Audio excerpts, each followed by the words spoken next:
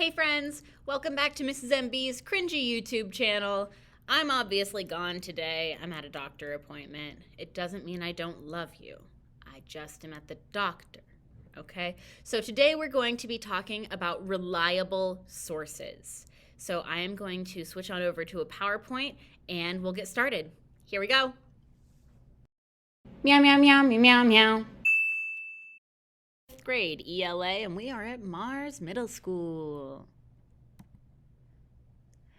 So we need to first ask ourselves, what is a reliable source?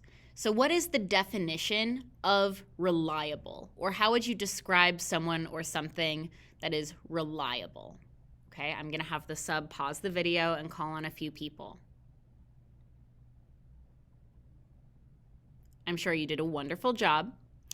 Next, we need to talk about what is a source, or what do you get from a source?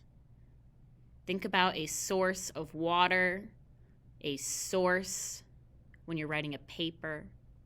What's a source? Go ahead and pause it again. Call on a few people. Wonderful. And this one might be a little more tricky. How can we tell if we can trust the information we are given from a reliable source? So we should have figured out that the definition of reliable is something that can be trusted to behave or work in the way that it's supposed to. Something you can count on over and over again. You know it will work, it'll be truthful, it'll be good. A source is just a place where you get information. Okay, so that can be a newspaper, it can be an encyclopedia, it can be a website, a podcast, a news show. Anywhere you can get information about anything is a source. Okay? So how can we tell if our sources are reliable? We'll pause again and see if anyone has any answers. All right, hopefully you had a couple of ideas. If not, that's okay. That's what today's lesson is for. So when we're looking at reliable sources, we should first look at the headline or the title of the article or video or what have you. So you can read the headline, again, that's just a fancy word for title, to help decide if the information is credible. That's not the only way you can decide if it's credible or not, but it does definitely help. So you can ask yourself, is this headline scandalous? Is it gossipy? Does it sound like they're trying to spread a rumor? So that would be something along the lines of, you would not believe the outfit that Kim Kardashian wore to the Met Gala, right? It's going to be scandalous, rumory, gossipy. Dramatic maybe means they're doing a little bit of hyperbole, exaggerating. So that could be something along the lines of, devastating accident leads to heartbroken 5-year-old dropping their ice cream cone. Okay, that's clearly very dramatic for the situation that actually happened. And then finally, you need to ask yourself, does it seem too out there? By out there, I mean weird or suspicious, or it just doesn't seem quite right. So an example of that could be Bigfoot walks into grocery store, buys 3 heads of cabbage. Okay? That's a little too out there. If we think about it critically, we know and understand that Bigfoot, first of all, probably isn't real, and second of all, would not just go to the grocery store to buy some cabbage, right? So if we look at the headline or title of the article, that can help give us a clue about whether or not it's a reliable source. The next one is the source itself. So we're taking a look at the place where the information came from. Is it a major or well-known source of information? So news places like CNBC, the BBC, the British Broadcasting Company, what else? The Guardian. Those different places are well-known sources of information and generally can be trusted. Okay, and then you want to see if you can find information about the company. So if it's not one of those major well-known sources, see if you can find information about the news or information company, such as names of staff members in the physical location of their office or place of business. Okay, so having real people is important, because if the entire website is anonymous, meaning that we don't know who the authors of the information are, how am I supposed to know whether or not they can be trusted and whether they're credible, right? I can't know if they're an expert or if they know what they're talking about if I don't know who it is. So it's important that people put their name on their writing to make sure that we can see what their level of credibility is. And then the physical location of their office. Sometimes there are websites that are purely just online places. There are people all over the world collectively making a website, but they will usually explain that. Okay, so if they don't have a physical location, they don't explain how their company started or any of that stuff, that's kind of a red flag. All right. And then next we look at the author. So we ask ourselves, is the author an expert in this information? Do they know a lot about this topic already from doing research and going to school and being around those types of things? Or if they don't have a lot of experience with this specific information, do they have a lot of experience with reporting? So a journalist is someone who writes news stories for a living. So even if they're not an expert in biology, right, they might still write a news article about something that's happening in the world of biology. Okay, so they're not exactly a scientist or anything, but they are professionally trained in being able to report facts. And then you also want to check out if you can find other articles written by that person. So if this is their very first article ever, that's probably going to be a little bit of a red flag for me, because I don't know whether this person has done good work in the past. I have nothing to compare it to. So making sure that this person is a credible and reliable and not necessarily well-known, but experienced reporter or expert, that's really important to make sure that a source is credible or reliable. The date of a source can be very, very important. So you ask yourself, is the source of the date recent? There are some times when we absolutely do want to use sources that are recent. So for example, if I'm doing a report on current events, things that are happening in our world right now today, I want the most up-to-date information possible. But if I'm talking about something that happened a long time ago in the past, it might be even more appropriate to have really, really old sources, because they are giving a better picture of what the attitudes and facts were at the time of the point in history where you are reporting on. Okay? So where can you find the date? Usually toward the top of the document is where you can find the date, and it's important to double check that you find it. The date does not always matter. Like I said, sometimes sources like news give a good perspective on current events as they're happening, and original documents are a good source for reporting things in the past. So for example, if I was writing a paper on the Founding Fathers, maybe I would want some information in there about the Declaration of Independence. If I read a paper from someone else about what the Declaration of Independence is, that's not as good of a source as me just looking at the Declaration of Independence for myself. That's the difference between a primary and secondary document. In general, primary sources tend to be better sources of information because they are directly involved with what happened. So for example, a primary source would be if I witnessed a car accident, if I watched one happen, and someone who was in the car accident comes up to me and says, hey, did you see the accident?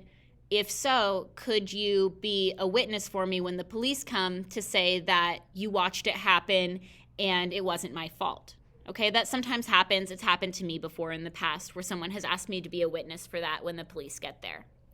And so when you have that firsthand information, right? I was there, I saw it, and the police are going to take my statement.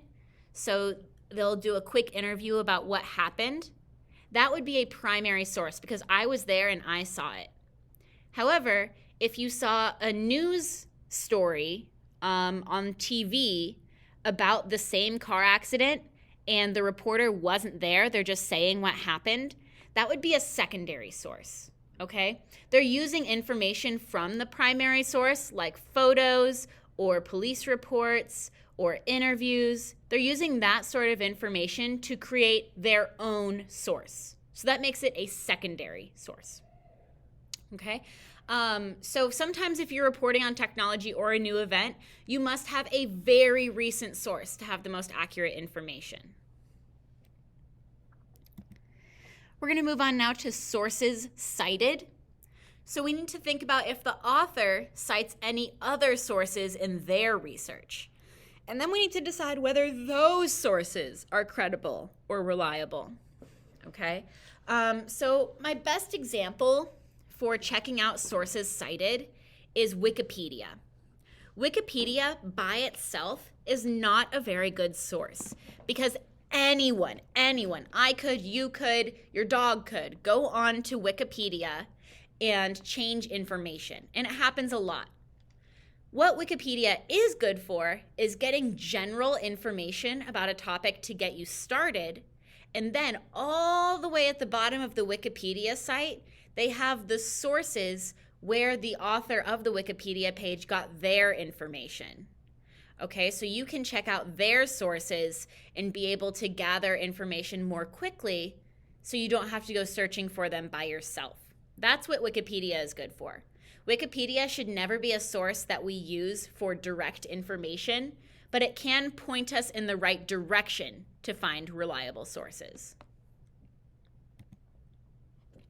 And domain. Domain is at the end of a website like twitter.com. Okay, if you're using a website, what is the domain of their site? We have .com, .org, .edu, .net, .gov. There's a whole bunch of them. Okay, so .com stands for commercial. Anyone that has a .com web address is a company. They're there to make money. So we need to keep that in mind when we're looking through their website, that they're making money somehow, and usually it's through the consumer, the person who's reading the website. So it's important to make sure that you are not being tricked into buying something or into believing something because they're trying to make money. Okay, so that's .com. .org, org stands for organization. So that's more of a group that's not focused on making money. They're there for a different reason, usually to give information or to help people in some way. For example, my email address is chloe.meyer@OPS, Omaha Public Schools.org. The reason OPS is a .org is because it's an organization that is not focused on making money, but for educating people. Okay, and that kind of leads me to my next one, Bell. That leads me to my next domain, .edu. I'm not fully sure what the difference between .org and .edu is. I think it mostly has to do with how you file your paperwork to get your website. .edu, though, you'll find very often on like college or university websites or websites that are specifically made for learning. Okay, EDU stands for education. And then finally, we have .net. That stands for network. And .net is kind of like the joke of the internet, okay? Because anyone, literally anyone, can go and get a .net website. It doesn't matter what their goal is or who they are or whether they're lying or not, okay? Anyone can get a .net website. And so it's really, really important if you're looking at a .NET website to understand that anyone could have put this information out there.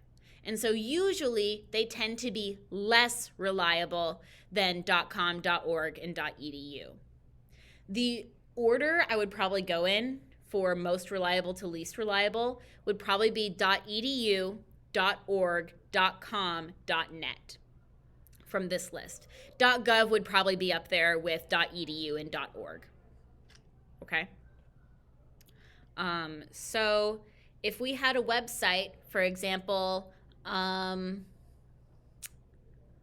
canopeners.net, do we think they're going to give us reliable information about how can openers work or what have you? Or do you think maybe someone is making up their own information about it? If it's a .com, maybe they're trying to sell you a can opener. If it's a .org, maybe they are a society that wants to raise awareness about the danger of can openers. If it's a .edu, maybe they're teaching you how to use a can opener. Okay? Design, we're almost done. Design means, does the website look professionally designed? Does it look good and clean? If it looks super messy or not well organized, that should be a red flag for us that this might not be a reliable source. If it looks more like a blog or like someone put Facebook posts all over it, or if it looks like someone's Facebook wall or their Twitter feed or something like that, that's more of a blog style website. That would probably be .net or .com. And those sources can be reliable if you're looking for opinions. But if you're looking for factual information, usually you want to stay away from blogs. And then finally, does the website look very old? So if it's a very simple website that doesn't look very appealing, if the font or the colors on the page or the graphics look really old, this information might be outdated. So it's important to look through that and make sure that the information on the website visually looks current, okay? Unless you are genuinely looking for old information. The next one is, could this be a hoax or satire? Last time we talked about hoaxes very briefly. A hoax is when someone is trying to lie to you in order to trick you. So I'm going to have the sub pause really quickly and see if we can come up with any hoaxes that you've heard about. One example might be the moon landing. Some people think that the moon landing was a hoax or a trick that the government did in order to seem more powerful than Russia. So what is another hoax that you can think of? Go ahead and pause it. Finally, satire is a sarcastic joke, and people are meant to understand that it's not real. There are a lot of satire news websites. One of the most popular ones is called The Onion, and their entire goal is to make fun of newspapers. They are making jokes out of current events, and everyone knows, or is supposed to know, that The Onion is a satirical website. They're not being serious, they're making a joke. If you've ever seen like Saturday Night Live, SNL, they often will make satire jokes where they are making fun of something and you're supposed to understand that it's not real, okay? But they are referencing something that is real. Finally, we need to think about our bias and common sense. So bias. If anyone knows what bias means, we're going to have the sub pause it really quickly and raise your hand if you know what bias means. Go ahead and pause. Okay, maybe we got an answer, maybe we didn't. Bias is when you naturally have a tendency to agree with something, okay? So you can have a bias for something or a bias against something. So for example, I am a teacher. And so if I am reading an article that says that teachers are underpaid and should be making a lot more money, I am probably more biased to believe that that information is true because I am biased toward teachers. I think that teachers should get paid more because I am one. Okay, it's part of my identity. Another example of bias could be, for example, there's the idea of race bias. So someone who is white, like me, would have more of a tendency in their brain naturally for agreeing with people who look like them and supporting people who look like them. So because my brain and everyone's brain likes things that they find familiar, they naturally have a bias. That doesn't mean that they're racist. That doesn't mean that they're being discriminatory or bigoted. None of that. It's a natural brain process for us to prefer the things that we are familiar with. Okay? So just because of the way human brains work, everyone has a bias in some sort of way. Okay? So we need to think about, were you already likely to believe this information before you read the article? And how might that affect how you think about the information? Let's answer that question. How might your bias affect how you think about the information in an article? Go ahead and pause and we'll take some volunteers. Okay. So what I'm generally thinking is that if I read an article that already agrees with me, then I'm probably going to use that article and think that it's true and maybe overlook some red flags about it. Okay? If I disagree with the article and I'm coming in with that bias against what they're talking about, I am probably going to be more critical of that source. I'm going to be looking for mistakes so that I don't have to believe it, right? So you need to check your bias when you're looking through information. And finally, just have common sense. If the information seems weird or fake or suspicious, it probably isn't real. So again, if we have a news headline that's like, Bigfoot comes down from mountain and buys 2 cabbages from the grocery store, right? That seems weird or fake or suspicious. So that should raise a red flag of that's probably not real. And you need to make sure to read with your brain, not just your eyes. What I mean by that is that you need to think about the information that you are taking in as you read it. You shouldn't just believe something just because it's there, right? So if I am reading with my brain, not just my eyes, it's kind of the same as the difference between listening and hearing. If someone is listening to my directions, they are thinking about the directions, they're hearing them, they're thinking about them, and then they follow the directions. If someone is just hearing the directions, it's like in one ear, out the other, they don't comprehend it, they probably don't do it, okay? Hearing is like when my husband shouts at me from across the house and I don't know what he said. Listening is going up to him and saying, wait, what did you say? Can you repeat that to me? So when you're reading with your brain, you're actually paying attention instead of just looking through things and taking them at face value, reading with just your eyes. All right, so have some common sense there. If it seems like not right, then it probably isn't. Okay, and a really good example I have of this is I had a student last year who was convinced, 100% convinced, that because he saw something on TikTok, it was real. He saw that someone had supposedly crossed a banana with a kiwi and made a brand new fruit where it was a banana peel on the outside and a kiwi on the inside. And we had to have a talk about, okay, that's not possible because they're 2 very different kinds of fruit and that's not how science works.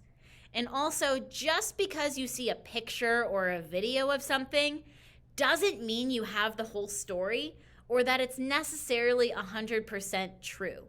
So again, have some common sense. You need to be able to think logically with your brain about what you are taking in and the information that you're looking at. Okay, so now you're going to play a quick game. I'm going to go through these headlines, and you are going to try to figure out whether they are fact or cap. So what I want us to do right now is I want, in a moment, for the sub to pause the video, and all students will line up in a single file line in the middle of the room, going from front of the room to the back of the room. So there should be one person on the projector side of the room, the front, and one person on the back side of the room where all the posters are. And we should have a whole line there. Everyone needs to line up. And if you think that something is real, fact, then you should walk toward the cabinet side of the classroom, the one with all the wooden cabinets. Okay? If you believe that the article is fake or cap, you need to walk toward the space race side of the room. After each question, you are expected to come back to the middle. If you need to pause, my dear substitute friend, you may, so that students can have some time to reset themselves. So go ahead and pause now. Everyone should stand up and go walk into the middle of the room, in between those rows of desks. Make sure that you're spread out so you have room to move. Go ahead and pause. Get information. Okay, we should all be ready to go. Our voices should be off. Sorry for the interruption. I do need any 7th or 8th grade soccer or track athlete that has not taken a picture to come down at this time. Pictures are being taken in the fitness room. Any athlete at this time that has not taken a picture, please come down. Last call. Thank you. Mr. Wisdom, I said voices off. Okay, anyways. So, voices are off. You're listening now. Here is the first headline. NASA is installing internet on the moon. So you need to decide, is that fact or cap? If you think it's fact, walk toward the cabinet side of the room. If you think it's cap, walk toward the space race side of the room.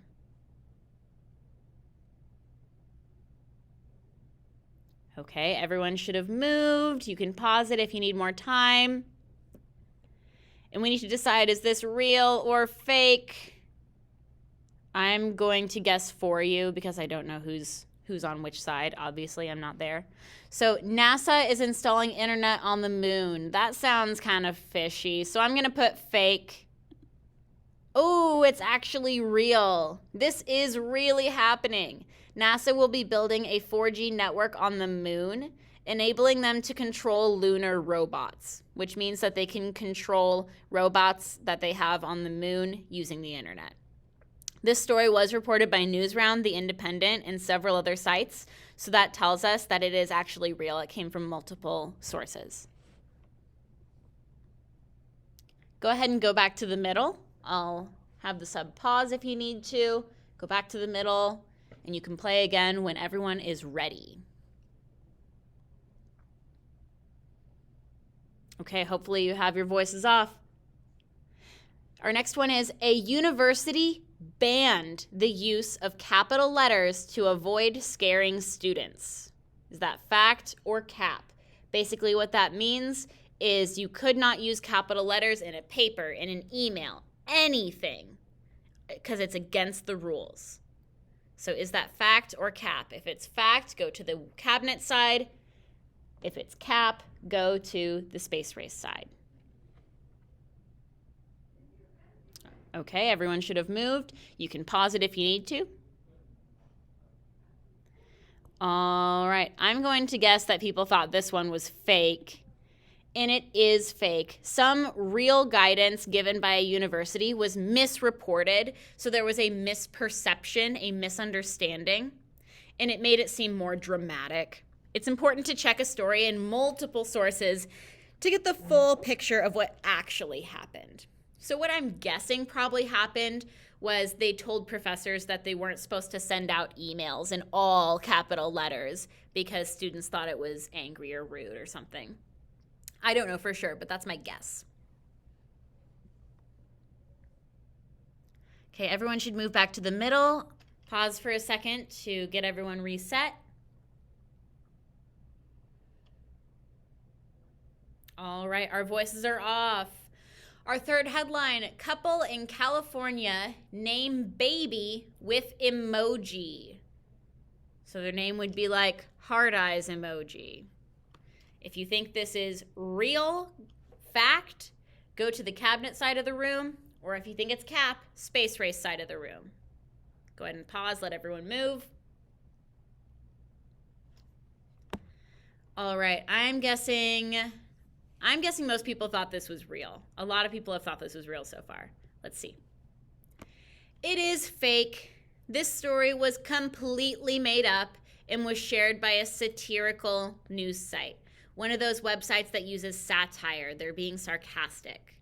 If you're unsure about a story, remember to question the source. Does it look like a professional news site? Have you heard of them before? Check if anyone else is reporting about that story as well. Go ahead and pause so you can reset. Okay, we have a few more here. Next one is 8-year-old girl pulls medieval sword from lake. 8-year-old girl pulls medieval sword from lake. Do we think that's fact, cabinet side of the room, or cap, space race side?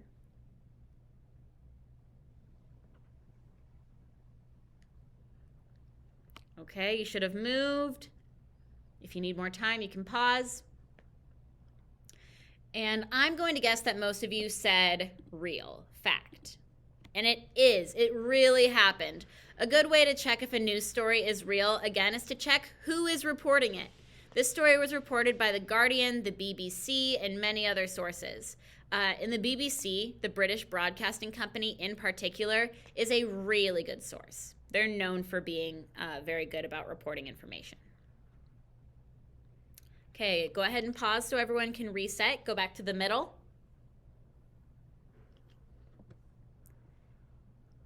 And here's the next one, number 5. German street covered in chocolate after leak from chocolate factory. A German street covered in chocolate after leak from chocolate factory. If you think this is fact, cabinet side, cap, space race side. No in the middle business. You have to pick one. Okay. I am going to guess most people thought that was fake. But it was real. This delicious accident actually happened.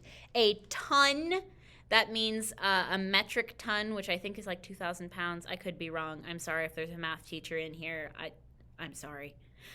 So a ton, which is a measurement of weight of chocolate, leaked from a chocolate factory in Vestjonen, covering the pavement. This was reported by the Washington Post and other sources, so that absolutely happened. Sounds fun. Everything would be sticky, I bet. Go ahead and pause and go back to the middle. All right, here's the next one. School bans parents from sports day for bad behavior. So because the parents were having bad behavior, they were banned from the sports day. Go ahead and do you think it's fact or cap? Fact to the cabinets, cap to the space race. Can pause it while students move. All right, and I'm going to guess most of you thought that one was real, and sadly it is. A school banned parents from attending sports day after the parents became too competitive and started threatening the staff. I don't know what to say. Parents are crazy. If you're unsure about a story, check if it's being reported by a trustworthy source. This one was reported by lots of well-known news sources like the BBC, the Telegraph, and the Guardian, which I believe are all British or in Europe somewhere. Go ahead and pause. Go back to the middle. Okay, we only have 2 more. This one is spinach is taught how to send emails. So they taught spinach, the vegetable, how to send emails. If you think this is real, go to the cabinet side, fact. If you think it's cap, not real, go to space race side. Go ahead and pause and let people move. Okay, and Spinach is taught how to send emails. I'm guessing you guys thought that was fake. It's real. It's super real. This viral story seems too good to be true, but it was reported by trustworthy news sources like The Telegraph and the Huffington Post. I'm guessing it has something to do with like electrical currents and how plants send information through themselves. I'm guessing that's how it is. Kind of like how you can use like a potato to turn on a light bulb. Go ahead and pause before it goes to the next one. Get reset to the middle. All right, and here's the final one. Gorilla learns to knit. Gorilla learns to knit. Do you think this is fact? Go to the cabinet side. If you think it's cap, go to the space race side. Gorilla learns to knit. Go ahead and pause. All right. Let's see. I'm going to guess you guys thought that was real. It is fake. Gorillas are impressive. They learn sign language. Coco learned how to take care of a kitten, but they have not mastered knitting yet. This was a fake story based off a fake photo on the internet, and we know we can't trust everything we find on the internet. I accidentally cut myself off there. Okay, next thing. And the final thing that I want you to do today is I want you to scan this QR code. And for a few minutes, I want you to just scroll through this website all the way up until cleanup time about. So give until about 2 minutes before cleanup time for students to scroll through this website. And then after you have looked through the website and while you're looking through it, I want you to think about whether or not this source is reliable. So you're going to look through the website and think, is this source reliable? Now it's very, very, very important that your voices are off and you do not talk to other students while you're looking through this website, because I want everyone to be able to think for themselves. Okay? So please make sure that you have your voices off and everyone can have their own thinking space while you are looking through this website.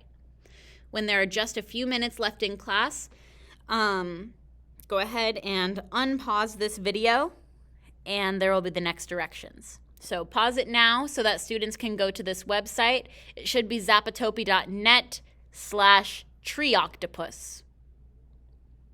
Go ahead and pause so students can scan this QR code and go through the video. When you're ready to be at the end of class, unpause.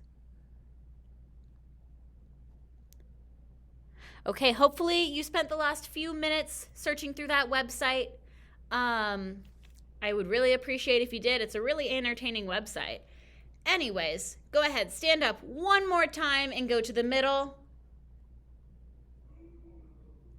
Go ahead and pause it for people to move. All right, everyone should be standing in the middle now. Now, one last time, fact or cap, the Pacific Northwest tree octopus. If you think this is a reliable source, go to the fact side with the wooden cabinets. If you think it's cap or not real, go to the space race side. Go ahead and move, and then we'll pause it. Okay, drum roll, please. The website is cap. It is fake. So hopefully you can discuss a few different ways that you know that that website is fake. If you could get some volunteers, anyone who volunteers an answer will get a high flyer. All right. So have a great rest of your day, my friends. I will see you next week, and have a great day. Bye-bye. And that's all for today, friends. Thank you so much for watching Mrs. MB's Cringy YouTube channel. Please make sure to like, comment, and subscribe, and make sure that you are listening to the sub. Have a great day.